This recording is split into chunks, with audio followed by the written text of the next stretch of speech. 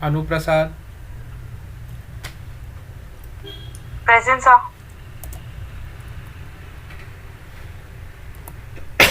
anyone else from this? इनमें से कोई आया तो बताओ.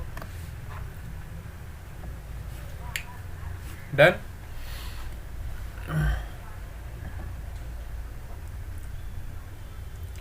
सबका अटेंडेंस हो गया कंप्लीट?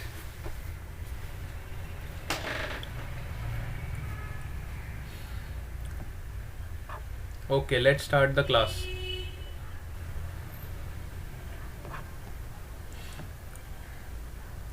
है ना?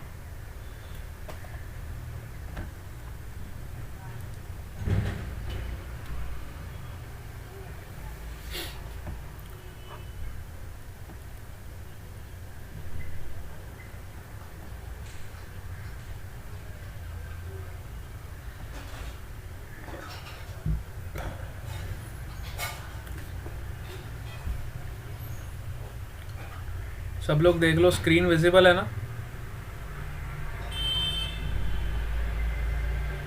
Yes, sir.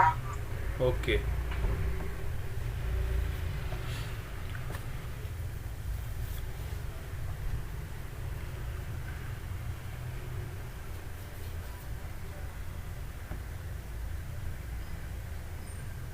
लास्ट क्लास में हम क्या डिस्कस कर रहे थे? मैंने आपको एक एग्जांपल बोला था सॉल्व करने को, किसी ने ट्राई किया था? We are discussing about energy conservation. Energy conservation पे काफ़ी बढ़िया एग्जांपल था. आप लोगों में से किसी ने ट्राई किया था?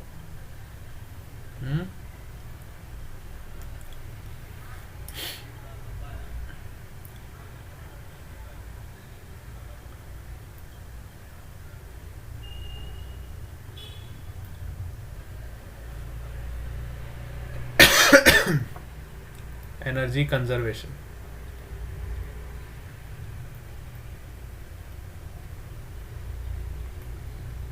We were talking about energy conservation. ठीक है.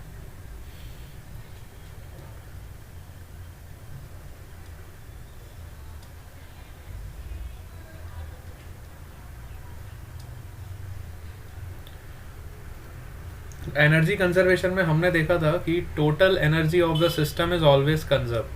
है ना? टोटल एनर्जी क्या होता था? Which is sum of kinetic energy plus potential energy. Total energy is always conserved which is always constant.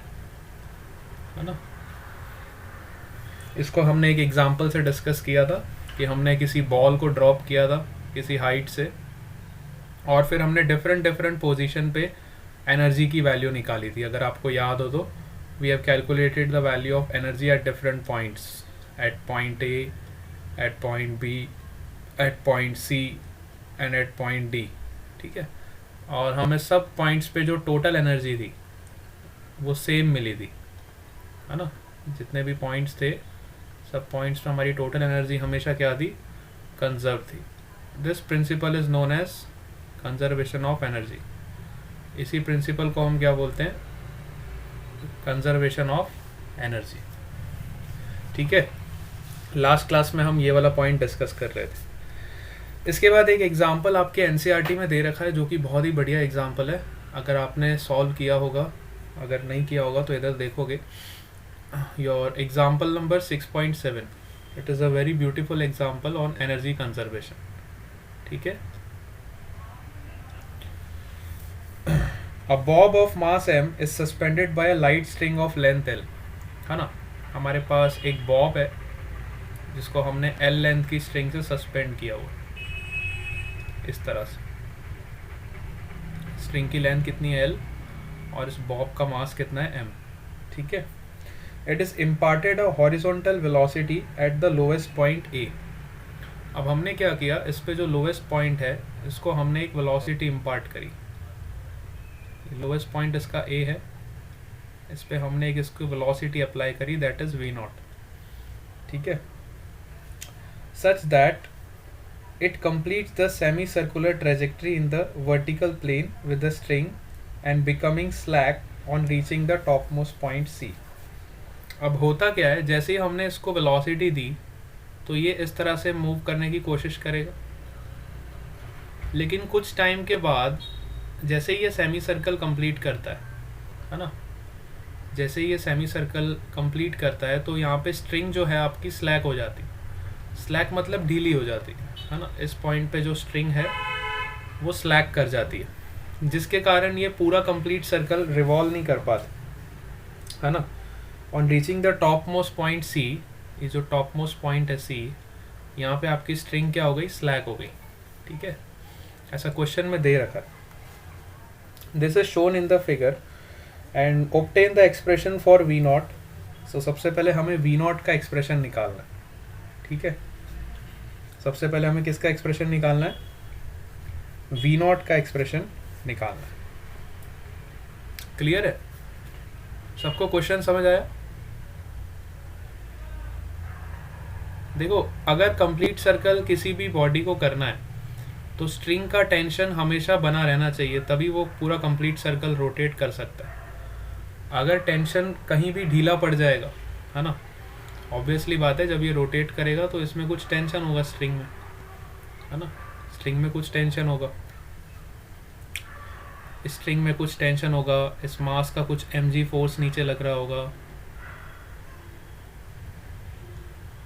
तो अगर स्ट्रिंग जरा सी भी ढीली होती है तो वहाँ से वो, हमने देखा होगा कई बार हम स्टोन को रस्सी में बांध के रोटेट करते हैं तो क्या होता है, कई बार स्टोन रस्सी में से छूट जाता है ना। तो जहाँ पे आपकी स्ट्रिंग थोड़ी सी भी ढीली हो जाती है, मतलब स्लैक हो जाती है, तो वहाँ पे हमारा जो मोशन है वो आधा इनकम्प्लीट रह जाता है ना। तो हो सकता है स्ट्रिंग यहाँ पे भी स्लैक हो जाए, क्वार्टर सर्कल पे, हो सकता है स्ट्रिंग सेमी सर्कल पे स्लैक हो जाए, हो सकता है स्ट्रिंग आपकी स्लैक ही ना हो तो आपका ये जो पार्टिकल है पूरा सर्कल रोटेट होके फिर से इस पॉइंट पे आ जाए, है ना।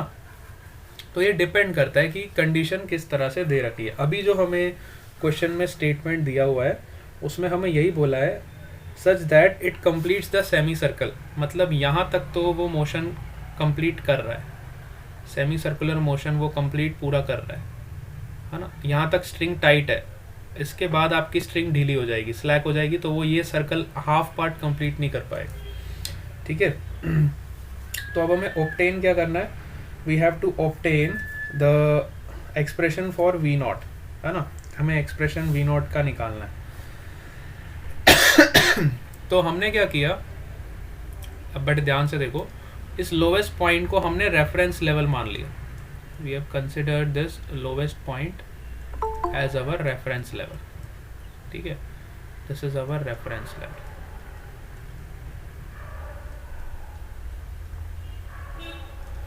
ठीक है, अब इसी लेवल से हम जितने भी हाइट के मेजरमेंट्स है वो यहीं से करेंगे। ठीक है, we have considered the lowest point as our reference level. ठीक है, तो अब बड़े ध्यान से देखो, तो ए पॉइंट पे अगर मैं बात करूं तो ए पॉइंट पे इसके पास कितनी एनर्जी होगी। अगर ए पॉइंट पे बात करूं, मतलब जब आपका पार्टिकल इस ए पॉइंट पे होगा तो इसके पास टोटल एनर्जी क्या होगी, total energy is equal to sum of kinetic energy plus potential energy. ठीक है, if I talk about point A, तो total energy at point A is equal to kinetic energy. We are given the velocity at the lowest point, so I will write kinetic energy as half m v naught square plus, देखो reference level पे हमेशा आपकी height zero होती है ना, मतलब यहीं पे अगर मैं इसी पॉइंट पे कंसिडर कर रहा हूँ तो यहाँ पे हाइट क्या है इसकी, ज़ीरो है, तो पोटेंशियल एनर्जी क्या हो जाएगी, ज़ीरो। तो टोटल एनर्जी आपकी काइनेटिक एनर्जी के बराबर हो जाएगी, which is equal to half m v not square. ठीक है, और total energy will be equal to kinetic energy which is half m v not square. Potential energy will be zero. ठीक है, क्योंकि रेफरेंस लेवल से जो height है वो हाइट हमारी क्या है, ज़ीरो है। ठीक है, हमने टोटल एनर्जी निकाल ली। अब अगर हम नेट फोर्स बैलेंस करें, है ना, तो नेट फोर्स हम बैलेंस कर सकते हैं। देखो, इस पे टेंशन लग रहा है ऊपर की तरफ, इस पे mg लग रहा है नीचे की तरफ, तो न्यूटन्स का सेकेंड लॉ हम सबको पता है। न्यूटन्स का second law we can apply here. Newton's का सेकेंड लॉ क्या बोलता है, net force on the body which is equal to mass into acceleration. This is the Newton's second law of motion.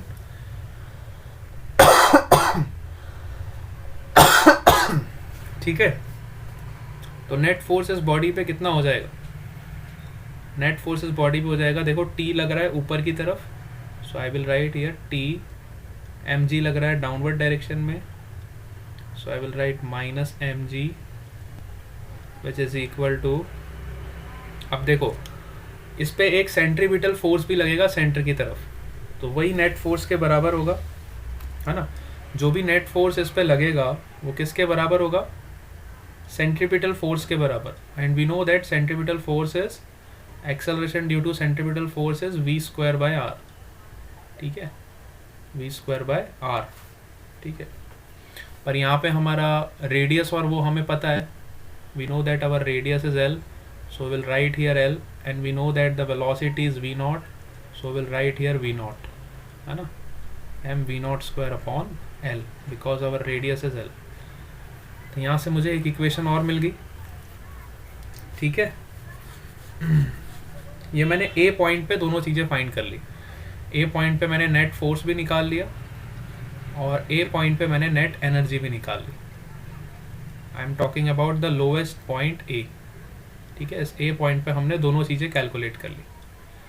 ठीक है, अब बात करते हैं सी पॉइंट, क्योंकि हमें क्वेश्चन में दे रखा है कि सी पॉइंट तक ये मास पहुंच जाता है, उसके बाद ये स्ट्रिंग जो है वो स्लैक हो जाती है. मतलब सी पॉइंट के बाद जो आपकी टेंशन है वो टेंशन ज़ीरो हो जाती है. स्लैक होने का मतलब ये है कि वहाँ पे टेंशन आपकी ज़ीरो हो जाती है ना? यहाँ तक सबको समझ आ रहा है?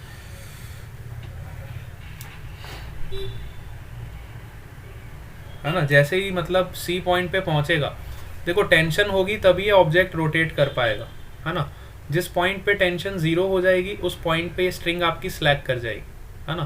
फिर वो ढीली हो जाएगी, फिर वो इस तरह से, जैसे मान लो यहाँ पे स्लैक कर गई तो यहाँ से आपकी ये जो बॉल है ऐसे छटक जाएगी, मतलब आप कह सकते हो ना ऐसे करके स्लैक हो जाएगी स्ट्रिंग. जहाँ तक स्ट्रिंग आपकी टाइट है वहीं तक आपका मोशन प्रॉपर होगा.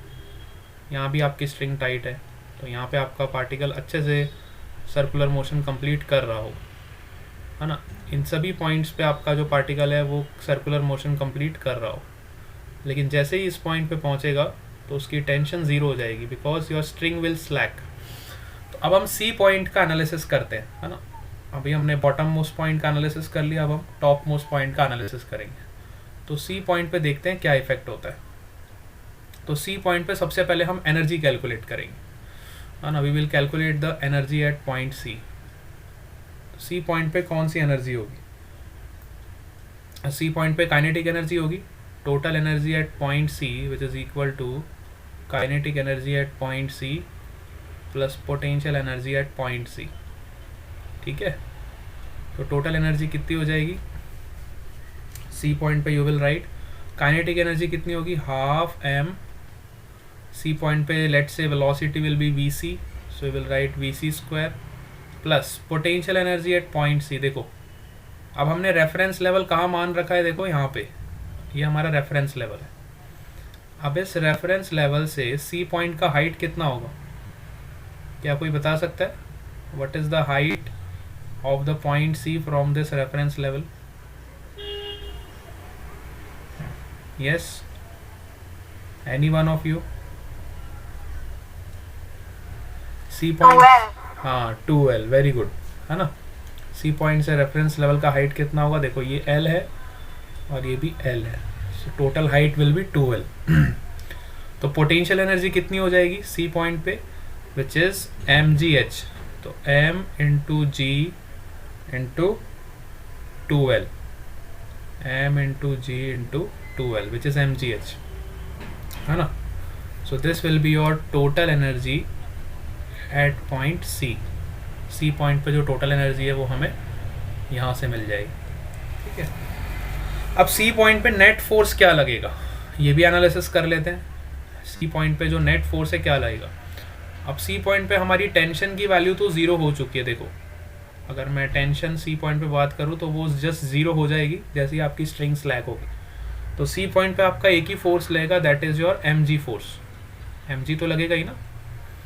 तो C पॉइंट पे आपका जो नेट फोर्स होगा वो mg के बराबर होगा, और वही mg फोर्स आपका जो होगा mv²/r के बराबर होगा। Net force at point C is equal to mass into acceleration at point C। So will write net force at point C is mg, क्योंकि टेंशन तो ज़ीरो हो जाएगी C पॉइंट पे, और एक्सेलरेशन कितना रहेगा mv²/r। So you will right mvc²। C point पे velocity कितनी है vc² upon this will be your force. ठीक है।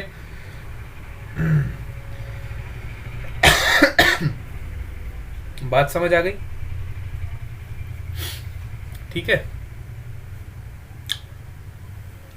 तो अगर हम यहां से देखें तो टोटल एनर्जी हमें मिल जाएगी। देखो mvc² को मैं क्या लिख सकता हूं, आई will right mvc² which is equal to mgl. if I substitute this in this equation तो मुझे टोटल एनर्जी कितनी मिल जाएगी C पॉइंट पे, which is हाफ mvc² की जगह पे क्या रखूँगा mgl। तो half mgl plus 2 mgl, so you will get total energy at point C which is equal to 5 mgl/2. 5 mgl/2. This will be the total energy at point C. ठीक है। C point पे जो आपकी total energy कितनी होगी ये हो जाएगी। अब हम सबको पता है एनर्जी इज कंजर्व, है ना। एनर्जी प्रिंसिपल सेज दैट ये पार्टिकल चाहे A पॉइंट पे हो, चाहे ये पार्टिकल आपका C पॉइंट पे हो, एनर्जी तो कंजर्व रहनी चाहिए ना। टोटल एनर्जी हमेशा कंजर्व रहनी चाहिए। तो I can say that total energy at point A which is equal to total energy at point C because energy is conserve. तो मैंने C पॉइंट पे भी एनर्जी निकाल ली और मैंने A पॉइंट पे भी एनर्जी निकाल ली। So I can compare both the values from energy conservation. I can say that you will write like this, total energy at point A is equal to total energy at point C। ठीक है, because energy is conserve. तो A point पे हमें energy कितनी मिली थी, which is half mv0², and C point पे हमें एनर्जी कितनी मिली यहाँ से देखो, विच इज 5/2 mgl। ठीक है, बस। तो यहाँ से हमें V0 का वैल्यू पता चल जाएगा। हमें फर्स्ट पार्ट में यही पूछा है ना कि V0 का वैल्यू आइडेंटिफाई करो। तो V0 का वैल्यू यहाँ से कितना हो जाएगा, √5gl। √5gl। This result is also very important कि अगर हम लोएस्ट पॉइंट पे इतनी वेलोसिटी देंगे तो आपका पार्टिकल जो है सेमी सर्कल कंप्लीट कर लेगा। कई बार क्वेश्चन इस पे ऐसा ट्विस्ट होके आता है, जैसे कि मैं आपको एक एग्जांपल लेके बताता हूँ। ये स्टैंडर्ड रिजल्ट है ना। अगर आप इसको याद रखो तो इट इज़ वेरी गुड। इस पे क्वेश्चन कैसे बनता है देखो, इस पे क्वेश्चन इस तरह का फ्रेम होता है। एग्जांपल देखते हैं। What is the velocity given to the particle at the lowest point such that it will complete the semicircle. It will complete the semicircle. What is the value of V0 such that particle will complete semicircle? ठीक है, तो अब हमें directly ये relation पता है ना। हमें डायरेक्टली रिलेशन पता है। आपको रेडियस दिया होगा, particle is moving in a circular track of radius let's say 5 metres, then what is the value of V0 lowest point such that it will complete the semi circle. तो हमें directly पता चल गया कि V0 is equal to √5gl. We will directly apply the relation where L is the radius of this track, so you will directly get the answer √5 into 10 into L is 5, so you will get √250 और you can say 5√10 metres पर second, which clearly shows that अगर मैं इस particle को 5√10 metre पर second से lowest point पे velocity दूंगा तो ये सेमी सर्कल कंप्लीट कर लेगा एटलीस्ट। क्या कितना पार्ट कंप्लीट करेगा? सेमी सर्कल कंप्लीट कर लेगा, है ना। सेमी सर्कल तक मतलब इसकी स्ट्रिंग में कोई भी स्लैकनेस नहीं आएगी, ठीक है। और एक बार आपका पार्टिकल यहाँ तक पहुँच गया, सपोज करो उसने सेमी सर्कल कंप्लीट कर लिया, तो ये पूरा सर्कल तो ऑटोमेटिकली करेगा ही ना करेगा। हमारा जो एम होता है इस पार्टिकल को बॉटम से लेके यहाँ तक पहुँचाना रहता है।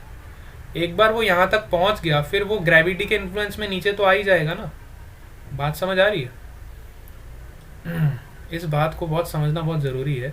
आपने पार्टिकल को ए पॉइंट पे कुछ वेलोसिटी दी और वो घूम के यहाँ पे पहुँच गया। जैसे ही वो यहाँ पे पहुँचा तो यहाँ तक एक बार वो पहुँच गया तो इसके बाद तो वो ग्रेविटी के इन्फ्लुएंस में नीचे आ ही जाएगा ना। हमें हमेशा यही ध्यान रखना है कि किसी भी पार्टिकल को सेमी सर्कल तक कंप्लीट करवा दो ताकि वो उसके बाद तो ग्रेविटी उसको नीचे की तरफ खींच लेगी। बात समझ आ रही है? उसके बाद तो ग्रेविटी उसको नीचे की तरफ खींच लेगी, है ना। इसलिए हम सेमी सर्कल कंप्लीट कराने की तरफ ध्यान देते हैं। अगर सेमी सर्कल वो अच्छे से कंप्लीट कर लेता है तो वो पूरा सर्कल रोटेट आराम से कर लेगा, फिर अलग से हमें कोई एनर्जी इम्पार्ट नहीं करनी पड़ेगी। हमें जो एनर्जी देनी है वो सेमी सर्कल तक ही देनी है उसको। एक बार वो यहाँ पे पहुँच गया फिर तो ग्रेविटी उसको अपने आप नीचे खींचेगी ना, क्योंकि ए से लेके बी पॉइंट तक ही तो हम ग्रेविटी के अगेंस्ट जा रहे हैं। ग्रेविटी नीचे की तरफ लग रही है और हम ग्रेविटी के अगेंस्ट जा रहे हैं, ऊपर की तरफ जा रहे हैं, तो यहीं तक आपको एनर्जी देने की ज़रूरत है। उसके बाद तो ऑटोमेटिकली ग्रेविटी का इफेक्ट नीचे की तरफ ही है, तो वो नीचे की तरफ आने की कोशिश करे। बात समझ आ रही? क्या ये पॉइंट आपको क्लियर हो गया? So this is the minimum velocity which is given to the particle at the lowest point. कई बार एग्जाम में डायरेक्ट क्वेश्चन आ जाता है, what is the minimum velocity given for a particle to complete the semi circle और complete the circle. पूरा circle भी complete कर लेगा, है ना। तो you have to write this √5gl। अब ये हमने निकाला कहाँ से? ये हमने एनर्जी कंजर्वेशन अप्लाई करके निकाला। We have applied the conservation of energy and then we have derived this equation. यहाँ तक सबको समझ आया? यस? यहाँ तक सबको क्लियर हुआ बेटा?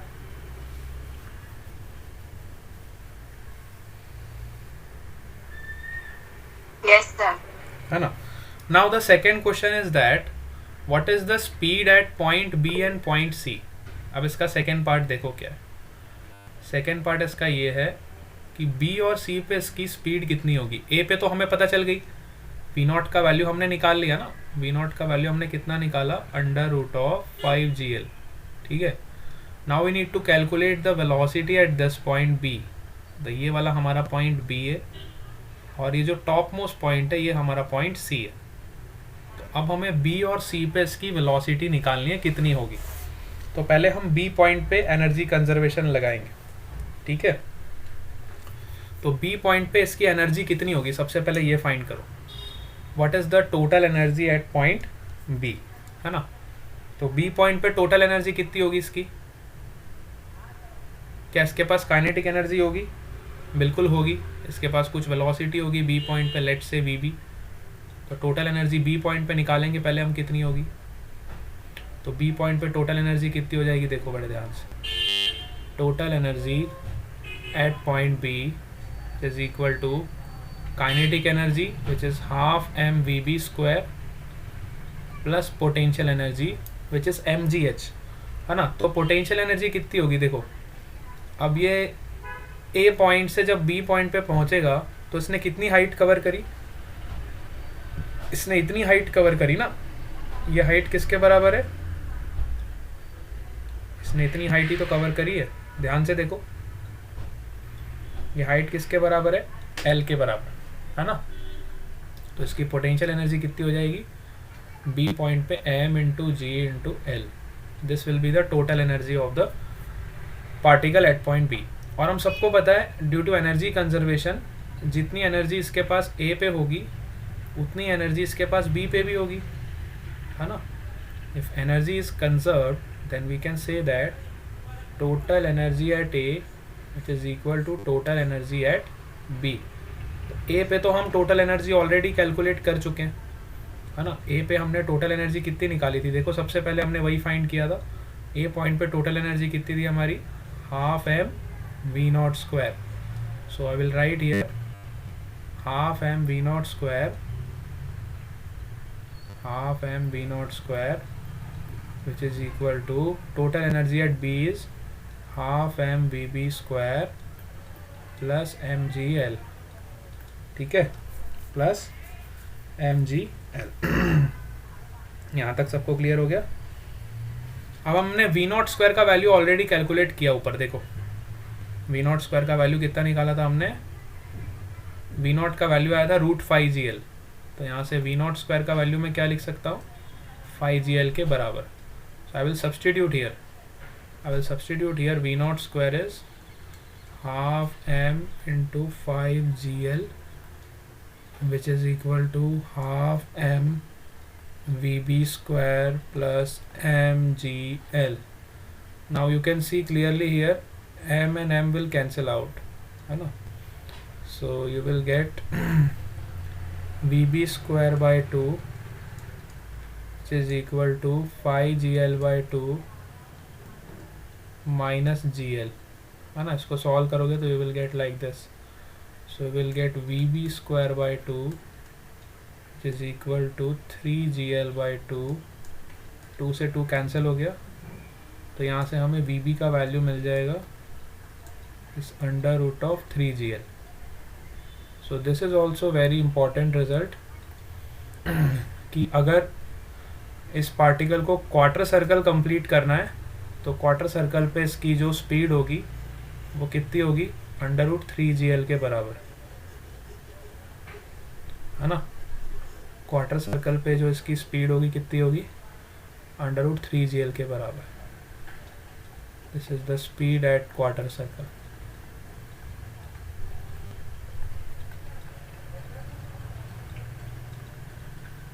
This is the speed at your quarter circle. ठीक है. तो second part is also very important. हमने देखो कहाँ पे इसकी वेलोसिटी निकाली. पहले हमने v नॉट पॉइंट पे निकाली √5gl ए पॉइंट पे. फिर हमने b पॉइंट पे इसकी स्पीड निकाली विच इज √3gl, है ना. अगर आप चाहो तो टॉप मोस्ट पॉइंट पे भी निकाल सकते हो एनर्जी कंजर्वेशन लगा के. ठीक है, एनर्जी कंजर्वेशन निकाल के आप टॉप मोस्ट पॉइंट पे भी निकाल सकते हो. ठीक है. हाँ, वीसी की वैल्यू हमने ऑलरेडी निकाली है ना. यहाँ पे वीसी की वैल्यू कितनी आई थी, देखो वीसी की वैल्यू है √gl के बराबर. वीसी की वैल्यू ऑलरेडी हम निकाल चुके हैं. देखो यहाँ पे, देखो इस इक्वेशन को देखो. इस इक्वेशन से देखो मैं वीसी की वैल्यू यहाँ डायरेक्टली लिख सकता हूँ. m से m कैंसिल हो जाएगा तो you can write vc is equal to √gl. ठीक है.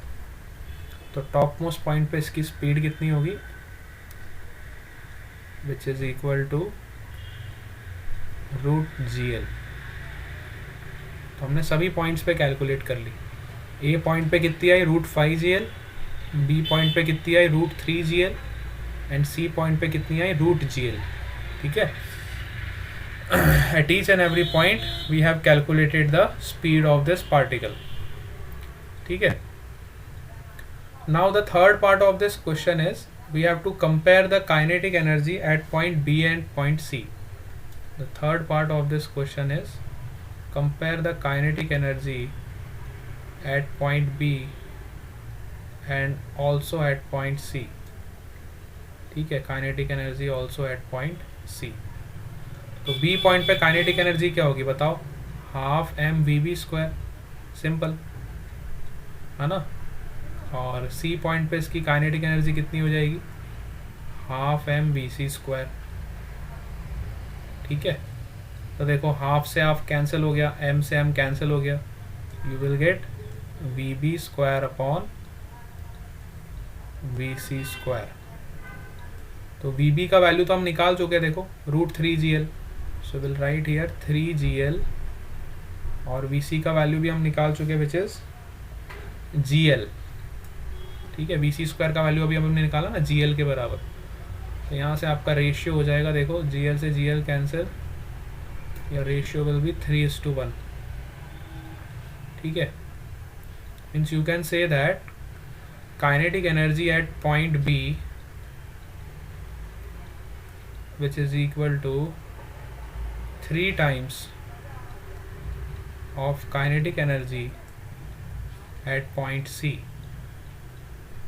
ठीक है। This you can conclude that B point पे जो काइनेटिक एनर्जी होगी वो C पॉइंट से 3 टाइम्स ज़्यादा होगी। और सही बात भी है, जैसे जैसे आपका पार्टिकल ऊपर जाता जाएगा तो उसकी वेलोसिटी डिक्रीज होती जाएगी ना। देखो यहाँ पे जैसे उसकी वेलोसिटी कितनी है, √5 GL सबसे ज़्यादा यहाँ पे है। फिर जैसे ही थोड़ा सा ऊपर पहुँचा तो उसकी स्पीड कम हो गई, √3 GL हो गई, है ना। फिर जैसे ही एकदम टॉप मोस्ट पॉइंट पे पहुँचा तो उसकी स्पीड और कम हो गई, √GL, है ना। तो कहने का मतलब है जैसे जैसे वो हाइट पे जाता जाएगा तो उसकी काइनेटिक एनर्जी जो है वो डिक्रीज होती जाएगी और पोटेंशियल एनर्जी इंक्रीज होती जाएगी। यही तो मैंने आपको पढ़ाया था। काइनेटिक एनर्जी क्या होती जाएगी, जैसे जैसे आपका पार्टिकल की हाइट इंक्रीज होती जाएगी तो काइनेटिक एनर्जी आपकी डिक्रीज होती जाएगी, पोटेंशियल एनर्जी आपकी इंक्रीज होती जाएगी। बट जो टोटल एनर्जी है ना, total energy is always constant. Total energy which is sum of kinetic energy and potential energy, it always remains constant। बात समझ आई? इसको आप इस तरीके से भी समझ सकते हो, जैसे सपोज करो इनिशियली आपकी काइनेटिक एनर्जी दी हुई थी 5 जूल, ठीक है, पोटेंशियल एनर्जी थी 3 जूल, तो टोटल एनर्जी कितनी हो गई आपकी 5+3 विच इज़ इक्वल टू 8, ठीक है। कुछ टाइम बाद काइनेटिक एनर्जी आपकी कम हो गई और पोटेंशियल एनर्जी आपकी बढ़ गई, ठीक है। तो सपोज करो काइनेटिक एनर्जी आपकी हो गई 4 जूल्स, तो पोटेंशियल एनर्जी कितनी हो गई 4 जूल्स। अगेन आपकी टोटल एनर्जी कितनी है 8 जूल्स, सेम है। कुछ टाइम बाद काइनेटिक एनर्जी और कम हो गई, लेट से 3 जूल्स, पोटेंशियल एनर्जी और बढ़ गई, let's say 5 joules, total energy is again constant which is 8 joules. कुछ टाइम बाद काइनेटिक एनर्जी और कम हो गई, let's say 2 joules, potential energy और इंक्रीज हो गई, let's say 6 joules, again total energy is constant which is 8 joules. कुछ टाइम बाद 1 जूल्स, 7 जूल्स, और ये अगेन 8 जूल्स। कुछ टाइम बाद काइनेटिक एनर्जी 0 हो गई और सारी की सारी एनर्जी किस में कन्वर्ट हो गई, पोटेंशियल एनर्जी में। तो आपकी टोटल एनर्जी और पोटेंशियल एनर्जी सेम हो जाएगी। बात समझ आई? But in each and every case your total energy is always constant. Total energy of the system is always constant. This is the most important point. Kinetic energy और potential energy में change होगा but total energy में कभी भी change नहीं होगा। अगर आपका energy conservation का principle लगा है तो total energy आपकी हमेशा क्या रहेगी, constant रहेगी। क्लियर हो गया? ये पॉइंट सबको क्लियर हुआ? यस?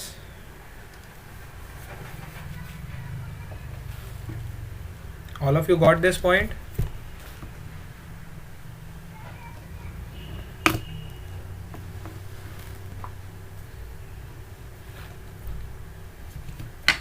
अच्छा, सपोज करो मैं यहां से स्ट्रिंग को कट कर देता, ठीक है। जैसे अगर मैं सी पॉइंट की बात करूं, अगर मैं सपोज करो जैसे ही मेरा पार्टिकल सी पॉइंट पे पहुंच जाता है ना, सपोज करो जैसे मेरा पार्टिकल इस सी पॉइंट पे पहुंच जाता और मैं पहुंचने के बाद यहाँ से स्ट्रिंग को कट कर देता, है ना, यहाँ से मैं स्ट्रिंग को ऐसे कट कर देता, है ना। बट ध्यान से देखना, जैसे मेरा पार्टिकल सी पॉइंट पे पहुंच जाता और पहुंचने के बाद अगर मैं स्ट्रिंग को कट कर देता तब क्या होता, है ना। सपोज करो मेरा पार्टिकल जो है सी पॉइंट पे पहुंच गया, ऐसी मेरी सिचुएशन थी ना।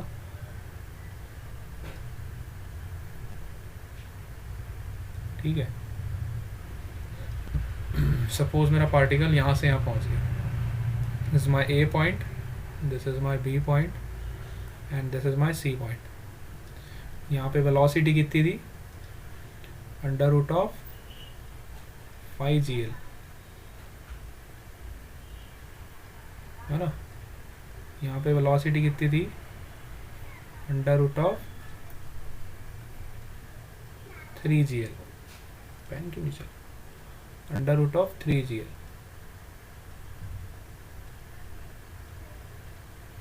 और यहाँ पे वेलोसिटी कितनी थी, अंडर रूट ऑफ gl। ठीक है। अब सपोज करो जैसे ही मेरा जो पार्टिकल है, जो यहाँ पहले यहाँ पे था इनिशियली, फिर यहाँ पे पहुँचा और फिर यहाँ पे पहुँचा। अब जैसे ही सी पॉइंट पे पहुँचा और मैंने इसकी स्ट्रिंग को यहाँ से कट कर दिया, मैंने इसको यहाँ से कट कर दिया, कैंची से काट दिया, तो ये पार्टिकल की वेलोसिटी किस तरफ है, इस तरफ। और जैसे ही आप इसको कट करोगे तो ये कुछ इस तरह से मोशन करता हुआ चला जाए। It will do a projectile motion, then it will not do a circular motion. As you cut the string from this point, it will execute the projectile motion. फिर वो क्या, कौन सा मोशन करेगा, प्रोजेक्टाइल मोशन करेगा।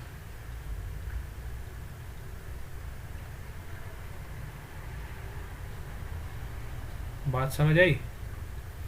जैसे ही आप string को इस पॉइंट पे कट करोगे तो पार्टिकल की टेंडेंसी तो होगी लेफ्ट साइड जाने की तो लेफ्ट साइड में वो सर्कुलर मोशन ना करता हुआ क्या करेगा, प्रोजेक्टाइल मोशन, है ना।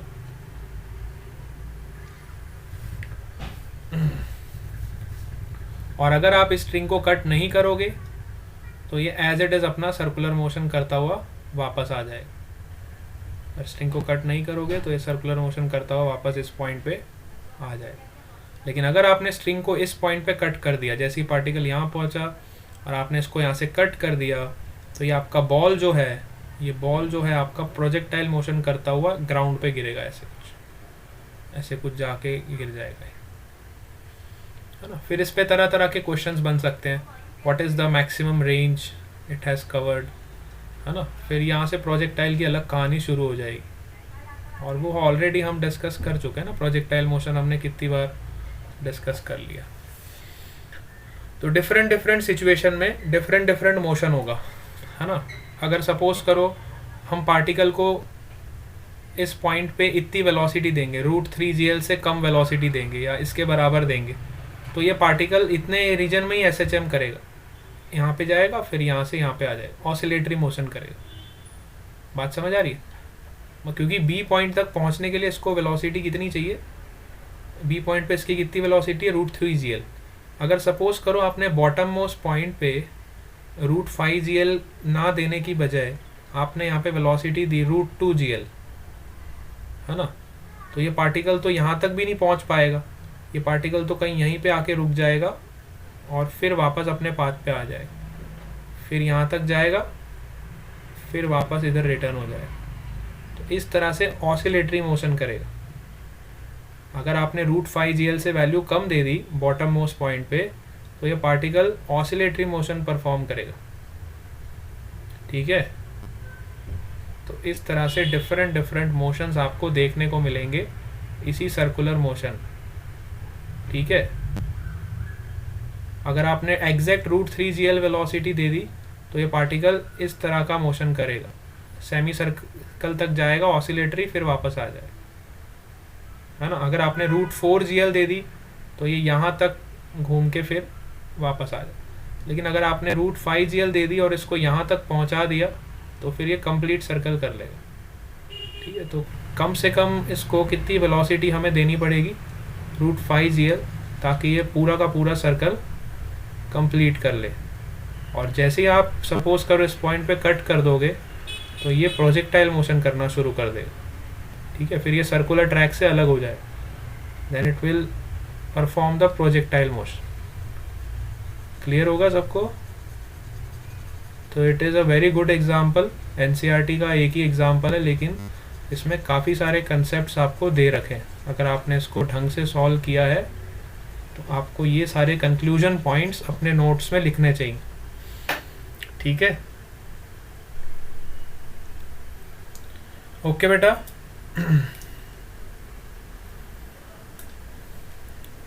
चलो, तो आज हम क्लास को यहीं पे एंड कर रहे हैं, और ये सारे नोट्स आप बहुत अच्छे से बनाना। कल हम इसके आगे कंटिन्यू करेंगे, पोटेंशियल एनर्जी का कंसेप्ट करेंगे और इस चैप्टर को कंप्लीट करने की कोशिश करेंगे। ठीक है, कल परसों तक हम सोच रहे हैं इसको कवर करें, है ना बेटा। Okay, bye bye to all of you.